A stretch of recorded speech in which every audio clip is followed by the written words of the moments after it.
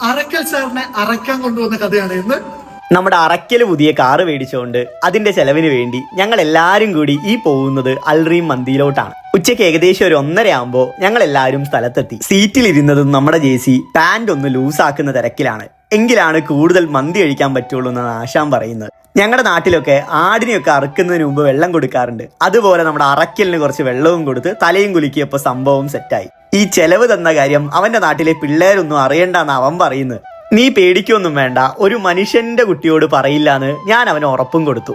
അങ്ങനെ കാത്തിരുന്ന അവസാനം മന്തി ഇങ്ങെത്തി. വിഷ്ണുമായ മിസ്സിന് പിന്നെ ചെസ്റ്റ് പീസ് തന്നെ വേണം. അവരുടെ ഇല്ലത്തിൽ ചെസ്റ്റ് പീസ് മാത്രമേ കഴിക്കുള്ളൂ എന്നാ പറയുന്നത്. നമ്മുടെ ജേസിയാണ് മന്തിയുടെ സപ്ലയർ. പക്ഷെ സപ്ലയർക്ക് ചെറിയൊരു പ്രശ്നമുണ്ട്, പെൺകുട്ടികൾക്ക് മാത്രമേ വിളമ്പി കൊടുക്കത്തുള്ളൂ. അങ്ങനെ ഒരു മണിക്കൂറിന്റെ കനത്ത പോളിംഗ് ആയിരുന്നേ. അടുത്ത പരിപാടി ബില്ല് ഗസിയലാണ്. ബില്ല് ഏകദേശം 4500 രൂപയായി.